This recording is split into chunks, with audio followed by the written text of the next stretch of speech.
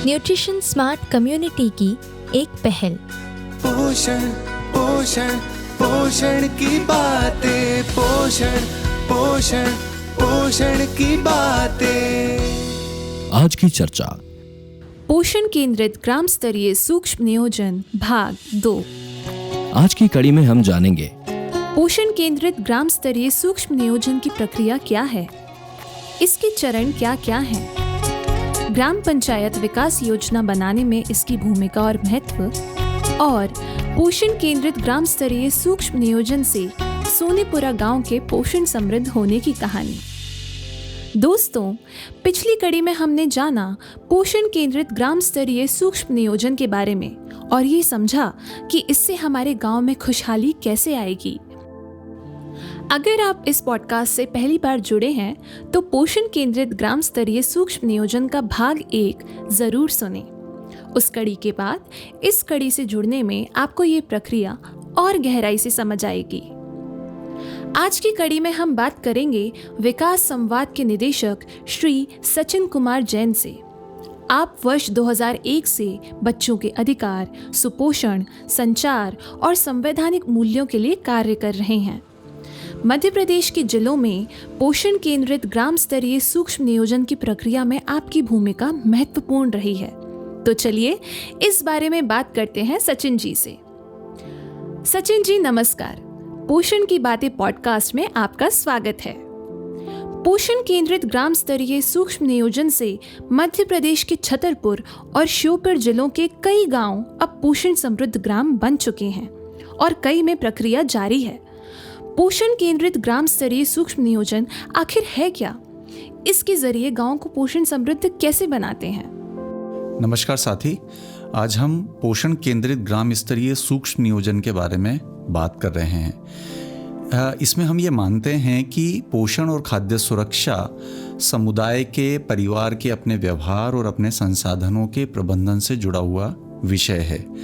इस प्रक्रिया में सरकार, समाज, पंचायत, विभिन्न संस्थाएं मिलकर के अपने गांव के संसाधनों का प्रबंधन इस तरीके से करते हैं जिनसे पोषण सुरक्षा के लक्ष्य को हासिल किया जा सके। इसमें शिक्षक शामिल होते हैं, आशाएं शामिल होती हैं, आंगनवाड़ी कार्यकर्ता शामिल होती हैं, कृषि विभाग के, पंचायत के अधिकारी शामिल होते हैं और इसका लक्ष्य होता है कि कैसे हम कुपोषण को हटा सकें और खाद्य सुरक्षा की स्थिति को हासिल कर सकें। इसमें महत्वपूर्ण होता है आपसी समन्वय। वाकई इस प्रक्रिया में लोगों और प्रशासन का आपसी समन्वयन काफी जरूरी है। सचिन जी, अब हमें ये बताइए कि इस योजना को पूरा करने में क्या क्या चरण होते हैं? जब हम पोषण केंद्रित ग्राम स्तरीय सूक्ष्म नियोजन की बात करते हैं तो ये केवल एक सैद्धांतिक प्रक्रिया नहीं है। इसके लिए हम श्योपुर जिले के सोनीपुरा गांव की कहानी का संदर्भ ले सकते हैं। हम सब जानते हैं कि श्योपुर जिला एक शहरिया आदिवासी बहुल जिला है जो अपने आप में पोषण की सुरक्षा के लिए लगातार संघर्ष करता रहा है। गांव में कुल 77 शहरिया परिवार रहते हैं। अगर यहाँ के सभी बच्चे अब पूरी तरह से स्वस्थ और सुपोषित हैं और इन्हें पोषण समृद्ध ग्राम के रूप में अब पहचाना जाने लगा है तो इसके पीछे समुदाय की मेहनत, पंचायत और सरकार का आपसी समन्वय और इन सब की प्रतिबद्धता बहुत महत्वपूर्ण भूमिका निभाती है और हमको उसको समझना और सराहना बहुत ज़रूरी है। जब हम पोषण केंद्रित ग्राम नियोजन की बात करते हैं तो इसके कुछ चरण हैं। उन चरणों को जानना बहुत ज़रूरी है। एक व्यवस्थित प्रक्रिया से अगर इसको संचालित करें तो भारत के सभी गांव सोनीपुरा गांव जैसे सुपोषित और पोषण संपन्न हो सकते हैं। इस प्रक्रिया का पहला चरण है सबसे पहले गांव के सभी बच्चों की वृद्धि निगरानी करना, ताकि ये पता चल सके कि कौन से ऐसे बच्चे हैं जो कुपोषण के शिकार हैं और किन परिवारों में खाद्य असुरक्षा की स्थिति है। इससे हमको उन परिवारों की पहचान हो जाती है।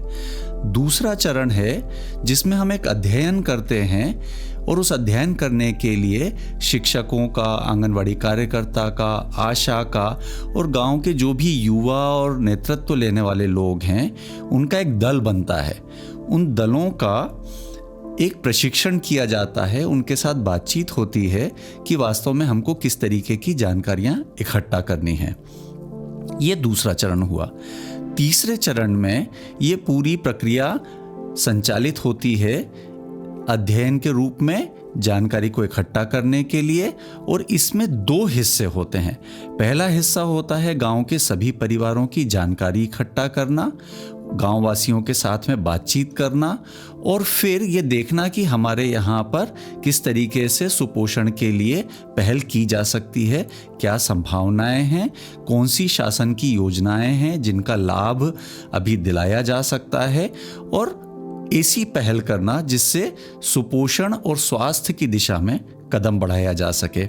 और इसी चरण का दूसरा हिस्सा होता है गांव का एक सामाजिक और प्राकृतिक संसाधनों का मानचित्र बनाना, जैसे गांव में कहाँ पर सार्वजनिक सुविधाएं हैं, प्राकृतिक संसाधन कहाँ पर हैं, जल, जंगल, जमीन आदि की स्थिति क्या है, उनका उपयोग किस तरीके का होता है।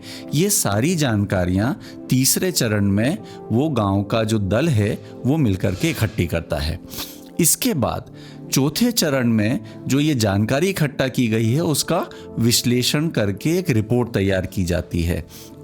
ये बहुत महत्वपूर्ण चरण होता है क्योंकि इससे समुदाय को वास्तव में समस्या के मूल कारणों का पता चलना शुरू हो जाता है, और इससे उनमें खुद में ये एहसास जाग जाता है कि कैसे इस स्थिति से निपटा जा सकता है, समस्या के मूल कारण क्या हैं, और वास्तव में उनको ये आत्मविश्वास आता है कि समाधान भी हमारे अपने बीच से ही निकल सकता है। ये बात इस चरण में हमारे सामने स्पष्ट हो जाती है। जब ये एहसास पैदा हो जाता है, समझ बन जाती है, तो इसके बाद 5वें चरण में अध्ययन और नियोजन दल गांव के लोगों के साथ मिलकर के एक पोषण योजना बनाता है, और इस पोषण योजना को हम ग्राम सभा की बैठक में लेके जाते हैं।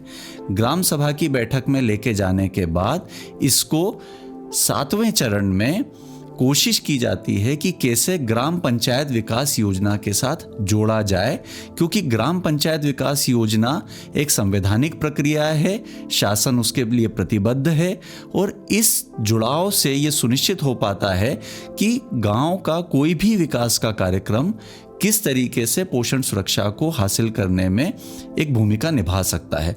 इस तरीके से हम ये देखते हैं कि लोग सड़क निर्माण की बात करते हैं, पेयजल की बात करते हैं, तालाब के गहरीकरण, जल संसाधनों के मरम्मत, आजीविका, खेती, मुर्गी पालन, इन सब विषयों पर बात करते हैं, और ये सारे कार्यक्रम आगे चल करके ग्राम पंचायत विकास योजना में शामिल कराए जाते हैं। इस तरीके से ये प्रक्रिया पूरी होती है।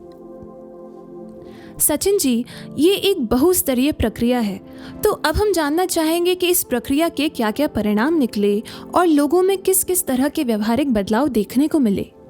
जब पोषण केंद्रित ग्राम स्तरीय सूक्ष्म नियोजन की ये 7 चरण पूरे हुए, सोनीपुरा गांव में किस तरीके का बदलाव आया, ये बहुत महत्वपूर्ण प्रश्न है। इस चीज़ को हमको समझने की बहुत ज़्यादा ज़रूरत है कि ये महज एक औपचारिक प्रक्रिया नहीं है, ये केवल एक कागजी कार्रवाई नहीं है। समुदाय पोषण सुरक्षा के लिए नेतृत्व लेता है, और उसके क्या परिणाम आते हैं वो हमको श्योपुर के सोनीपुरा गांव से पता चलता है। अब वहाँ पर कुपोषण की स्थिति लगभग समाप्त हो गई है, उसके पीछे बहुत बड़ी भूमिका पोषण केंद्रित ग्राम स्तरीय सूक्ष्म नियोजन की है। इसका परिणाम क्या होता है? सोनीपुरा गांव में अब अगर पोषण सुरक्षा की स्थिति पैदा हुई है तो उसमें इस पहल की एक बहुत महत्वपूर्ण भूमिका है। इसके 2 तरीके के परिणाम हुए हैं।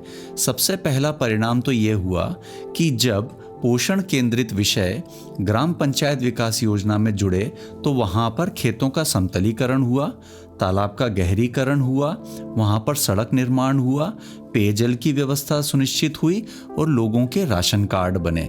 यानी कि जो सरकार की योजनाएं और शासकीय संसाधनों का पोषण की सुरक्षा के लिए व्यवस्थित इस्तेमाल हो पाया, और ऐसे संसाधन निर्मित हो पाए जिससे लोगों के उत्पादन में या पोषण की सुरक्षा तक पहुंच सुनिश्चित हो पाई। दूसरा परिणाम ये हुआ जिसको हम व्यक्तिगत व्यवहार के तौर पर देखते हैं। इसमें सभी 77 परिवारों ने अपने घर के आसपास साफ सफाई रखना, शौचालय का इस्तेमाल करना, साबुन से हाथ धोना, साफ पानी पीने की प्रक्रिया का पालन करना, अपने घरों में पोषण वाटिका लगाना, बच्चों को सभी टीके लगवाना और सभी बच्चों को नियमित रूप से आंगनवाड़ी भेजने जैसे व्यवहार को अपनाया। तो दोनों स्तरों पर हम इस परिणाम को देख सकते हैं। सरकार की योजनाओं और सरकार के कार्यक्रमों का क्रियान्वयन बेहतर हुआ और दूसरा लोगों के व्यवहार में परिवर्तन आया और ये दोनों बातों ने मिलकर के सोनीपुरा की स्थिति को बुनियादी तौर पर बदल दिया। सचिन जी, आपका हमारे साथ इस पॉडकास्ट में जुड़ने के लिए बहुत बहुत शुक्रिया। आपने कई महत्वपूर्ण जानकारियां दी। हम आशा करते हैं कि ये जानकारियां हमारे गांवों को पोषण समृद्ध बनाने में काम आएंगी। तो दोस्तों, इस तरह सभी की भागीदारी से बनता है एक खुशहाल पोषण समृद्ध ग्राम। इस प्रक्रिया से गांव में काफ़ी बदलाव आया है। पहले जिन खेतों में कुछ नहीं होता था, उन खेतों में अब मक्का, धान, बाजरा, अरहर, मूंगफली और पारंपरिक अनाज कोदो उगा हुआ है। खेती में सुधार के अनुकरणीय काम किए जा रहे हैं। आज हमारे गांवों में ही कुंतलों गेंदा पैदा हो रहा है। इन सब से शहरिया आदिवासियों का जीवन काफी बेहतर हुआ है। आज की कड़ी में हमने जाना पोषण केंद्रित ग्राम स्तरीय सूक्ष्म नियोजन से किस तरह हमारे गांवों में खुशहाली आ सकती है। पोषण केंद्रित ग्राम स्तरीय सूक्ष्म नियोजन प्रक्रिया कुल 7 चरणों में आगे बढ़ती है। इस प्रक्रिया में समुदाय का नेतृत्व और विभिन्न विभागों के आपसी समन्वय की भूमिका अत्यंत महत्वपूर्ण होती है, जिससे गांवों में एक बहुत बड़ा बदलाव आता है। इस प्रक्रिया का एक महत्वपूर्ण प्रभाव ये है कि लोगों में पोषण और आहार के प्रति एक सकारात्मक व्यवहारिक बदलाव देखने को मिलता है।